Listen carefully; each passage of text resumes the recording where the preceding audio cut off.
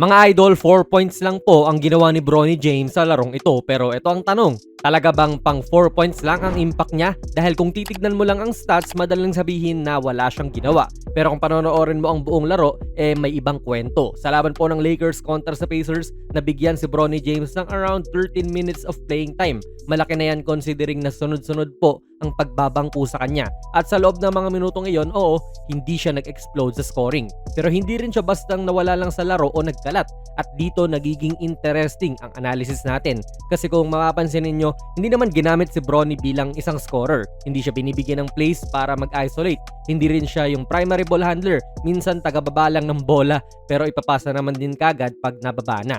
Instead, ginamit siya bilang connector. Yung tipo ng player na nagsiset ng tamang spacing, gumagawa ng simple pero tamang pasa at hindi sumisira ng flow ng opensa. Kita natin yan sa larong ito, tamang space lang siya sa floor most of the time. At sa ganitong role, hindi talaga lalabas ang stats mo agad.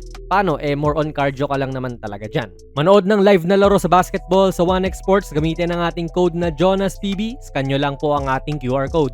Pero dito talaga lumabas ang value ni Bronny sa depensa. Active ang mga kamay niya, maayos ang positioning at hindi siya madaling i-target ng kalaban. Oo, maliit siya kung ikukumpara mo pag napapaswitch siya sa mga bigs pero pumapalag-palag pa rin Sa ilang mga possessions, makikita mo na kaya niyang sumabay sa mga guards. Hindi ko sure if foul ba to pero magandang depensa ang ginawa niya kontra sa veteranong si McConnell.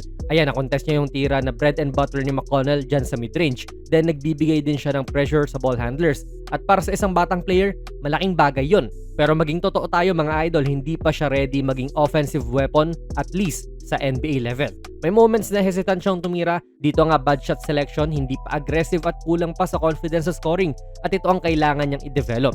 Dahil sa NBA kung guard ka at hindi ka threat sa scoring, mas madaling i-ignore ka ng depensa. Pero ito ang pinaka-importante, hindi dapat superstar ang expectations natin kay Bronny. Hindi siya yung daddy niya at hindi rin niya kailangan maging ganon. Ang tunay na path niya sa NBA ay pagiging role player as I can see it, pagiging defensive guard at pagiging high IQ na connector. At kung magi-improve pa ang shooting niya, doon siya magiging legit na NBA rotational player.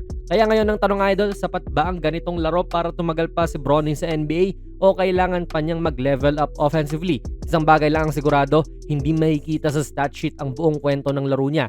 At kung titignan mo ng mas malalim, may potential naman. Ganda nga nung dakdak niya rito Kaya ano po masasabi nyo sa laro ni Bronny idol? Ilagay nyo lang po ang inyong mga komento sa ating comment section.